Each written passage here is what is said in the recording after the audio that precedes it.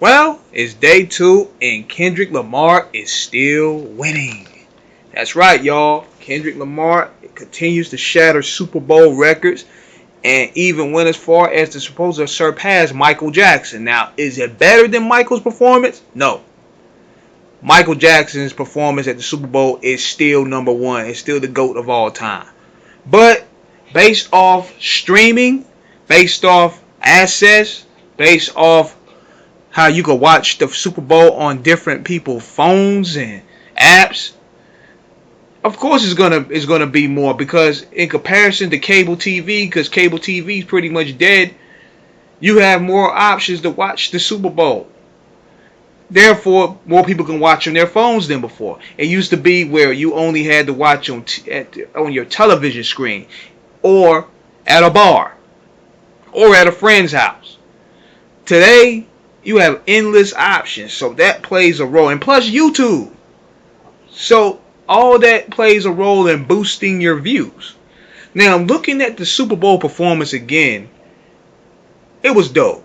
It was very dope. Now, my only complaint, and this is the only one, was that he performed Luther. And Luther's a dope song, don't get it twisted, but you can't have a song that slow for the magnitude of that show. It's a football game. This is a gladiator sport. You can't bring no smooth shit out there. Now, all the stars, that was cool. But other than that, performance-wise, he was on point. He had messages going, hitting messages throughout. See, the thing about Kendrick Lamar is that you got to listen to his stuff 3 to 4 times to really get what he's saying. It was the same thing with Euphoria.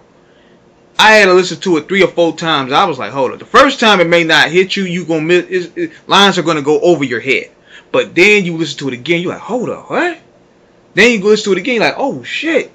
Then you listen to it again. Damn, Drake is fucked up. So it's something like that. But see, when you're an understudy, you're a disciple of the Aftermath tree. We talk about Eminem and Dr. Dre. All this stuff just kicks in within. He knows how to be a true star. He knows how to be an MC. And see, people complain about, for example, the interview he did with Ebro. Now, I'm going to be real with y'all. I wouldn't really want a Kendrick Lamar interview. Kendrick Lamar is not the type to do interviews.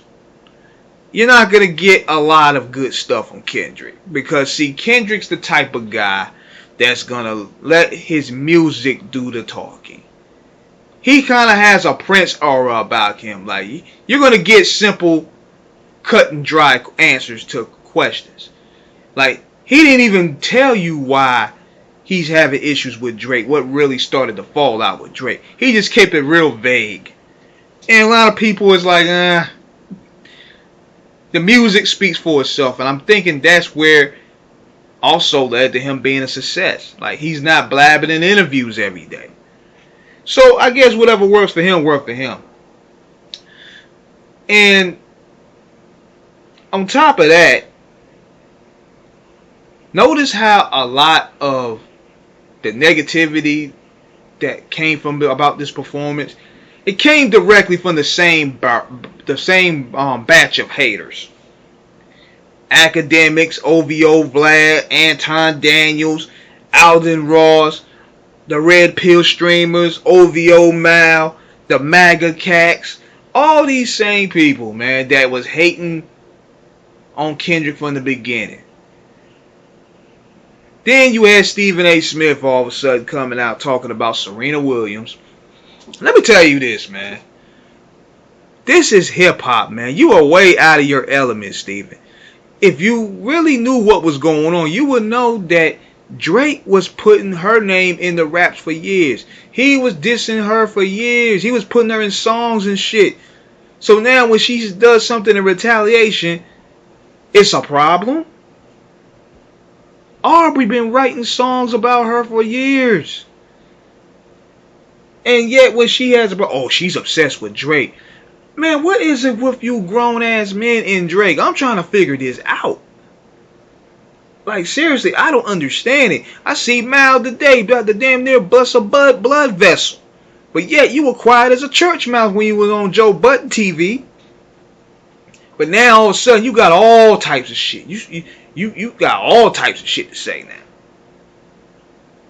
And I'm thinking that's probably his angle, because man, what we know Mal for? Like, just because you the cousin of Briggs don't mean nothing. Like, you don't really contribute nothing to the art. You happy to have a job. You only got a job based off the fact that your cousins of Biggs from Rockefeller, nigga. You flexing your relationship. Nobody go around worrying about what Mal gotta say. You don't contribute nothing. At least Rory has a personality to a degree. We actually felt sorry for these guys when Joe Budden was holding them around. So now all of a sudden you want to poke your chest out about Kendrick. You think this Drake wave is gonna give you a life route? And I'm like, nah, bro. Nah. Drake ain't even followed this cat. Drake never even mentioned this cat. Drake never even acknowledged this cat. But see, Drake is a representation of the nerds. He's the nerd success story. A lot of these guys that I mentioned earlier, they're corny dudes at heart. They find instant access through the industry or do YouTube, and now they develop this whole new persona. They're the Montana Maxes of the industry now. So they feel they can talk shit, and they, notice this, they always use their money to demean people. They always use their clout to demean people. It's never about character. It's never about swag. It's always their money. It's always their dollars. That's the only go-to they go to. Look at them. Just look at all of them. They all bring up money. Look at all of them. Diddy, he'll throw money in your face. Anton Daniels, he'll throw his money in your face. Fresh and Fit, they'll throw their money in your face. Academics, they'll throw their money in your face. You see the pattern. Drake, he'll use his clout. He'll use his record sales. I mean, all rappers do that, but he's a prototype of the corny nigga that made it, and they're trying to protect him at any cost. If he go down, this shit is going back to where it was before. And that's when the dudes that had to get it from the mud, they the ones that gonna get chosen after the corny dude that's had to buy their way in to the cool kids table. So that's what that's really all about. But nevertheless, man, big shout out to Kendrick Lamar for shattering those records. It's good to see hip-hop being represented on a great scale, on a grand scale. And he didn't compromise. So big shout out to him, man. So let me know what you guys think, man. Subscribe, hit the like button. Peace.